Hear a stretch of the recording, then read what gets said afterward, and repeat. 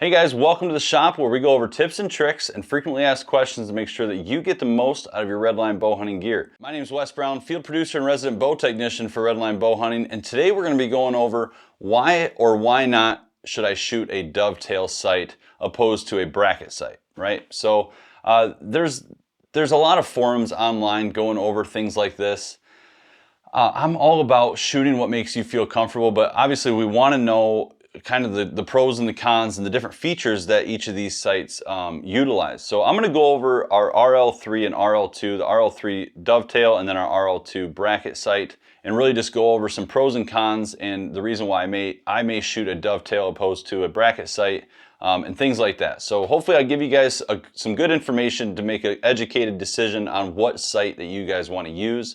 But at the end of the day, it's just really what makes you feel comfortable. And I always like to touch up on it, guys. Make sure you utilize your local pro shops. They have the tools and the knowledge needed to make sure that you get the most out of your bow hunting gear. It doesn't matter what type of brands you use, but you can find a local dealer near you on our website. So make sure you utilize that if you're looking for a dealer that carries our Redline products. But without further ado, guys, let's just dive right in. So the first thing I'm going to talk about is the RL-2. And now the RL-2 is a bracket mounted sight, and we also have it in a dovetail. You can see our different access points, so on and so forth. But at the end of the day, this bracket mounted sight mounts right here with your different holes onto the riser of your bow, and then once it's on there, it's on there. Now, yes, you can unscrew it and take it off, things of that nature, but it's really just fixed in one spot on your bow when it comes to how far away it is from the riser or how close it is from the riser of the bow. A few of the pros for a sight like this is, one, you don't have to really think about a whole lot of stuff. You don't have to worry if that if the sight housing is as close as it was yesterday to your riser or as far as it was yesterday or the week prior. It's always going to be in that same spot as long as it wasn't crushed or anything like that. But so there's not a lot of thinking when it comes to having a bracket mounted sight. And on top of that, I really feel that a bracket mounted sight is a little bit more rigid and maybe a little stronger when it comes to being mounted on the bow. So having to worry about maybe knocking it around a little bit. You don't have to worry about different knobs coming undone outside of the norm, rather, but it's going to just sit there perfectly. It's going to be nice and strong on that bow, and you really just don't have to worry about it. It's just there. And I don't really have a whole lot more to say about a bracket mounted sight. They're super simple. They're very effective, very strong, and very reliable without a whole lot of thought behind it after you mount it and sight the sight in. So if you're looking for something that is super easy to mount or super easy to stay on your bow and not really have to think about it a whole lot, the RL-2 bracket mounted sight is definitely the ticket. Has a lot of different features. It's just really a good all-around sight. And then our RL-1 is also bracket mounted, and the bracket is carbon fiber, which makes it super light, very, very strong, and it's just, you don't really have to think about it, So in the aspects of just wanting a good, solid hunting sight, or an all-around sight rather, the RL-2 and the RL-1 or any of our bracket mounted sights definitely have those features that you're looking for when it comes to being kind of a no-brainer. So moving over to our RL-3, we're going to utilize the RL-3 today. There's not a lot of features. It's a very simple sight. There's no, a bunch of different access points. There is one access point, which is your second access point that you can adjust. But at the end of the day, it's not a movable sight. It's a fixed pin sight. So very simple, but we also have the RL-2 Dovetail, which is very heavy in features and customability. So you kind of get both worlds. But anyway, the RL-3 is a dovetail, and you can see here, this is where the bracket would mount to the riser of your bow. And so this bracket here goes to the riser of your bow, and then you would put the dovetail in there, and you would find the spot that you would want it to be screwed down. You take that knob, screw it down, and now it's there to stay.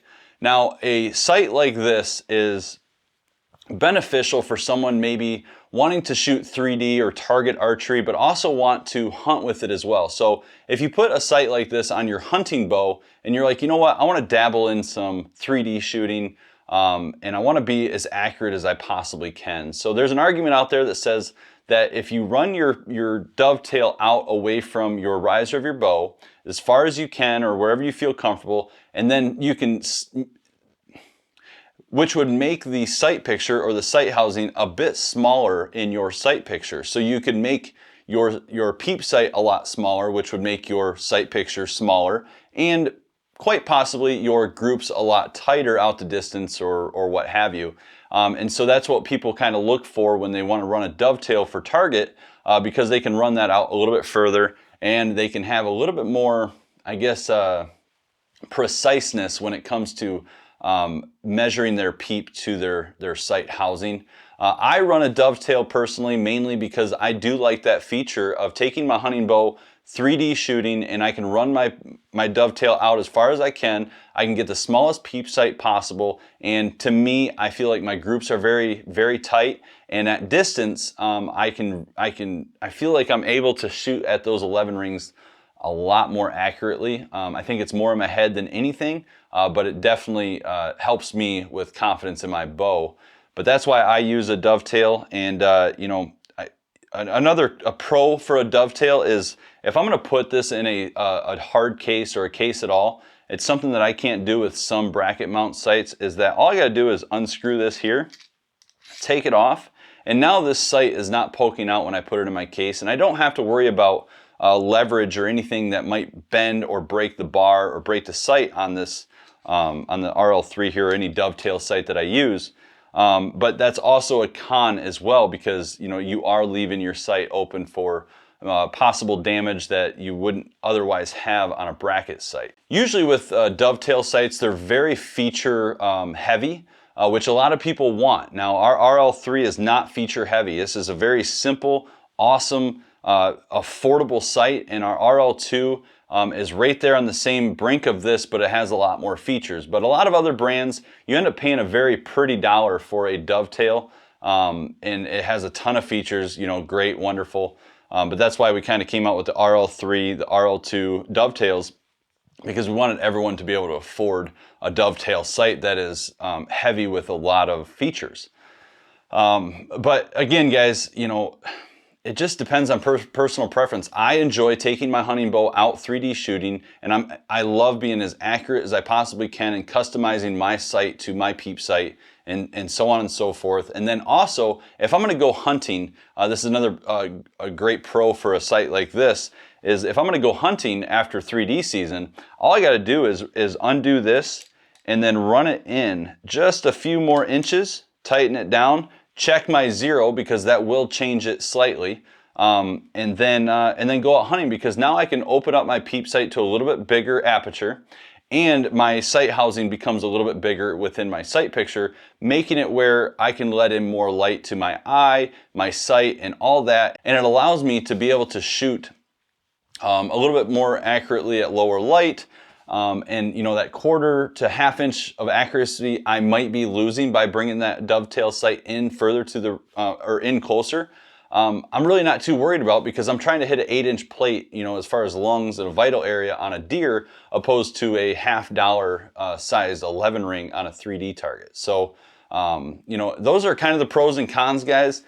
I'm not going to get too much deeper. There's really not a whole lot more I can get into when it comes to the differences in pros and cons. But hopefully this gives you a little bit more knowledge and helps you take an educated guess really on what would help you in the field the most, whether it be a bracket sight or a dovetail sight. But anyway, guys, I really appreciate you watching. I want to remind you, utilize your local pro shop. Take what they have to say about this type of thing too, and take it to heart. These guys really want to help you out. They want to make sure you're successful and you're going to be shooting the best possible. And just utilizing your local pro shop means a lot to them.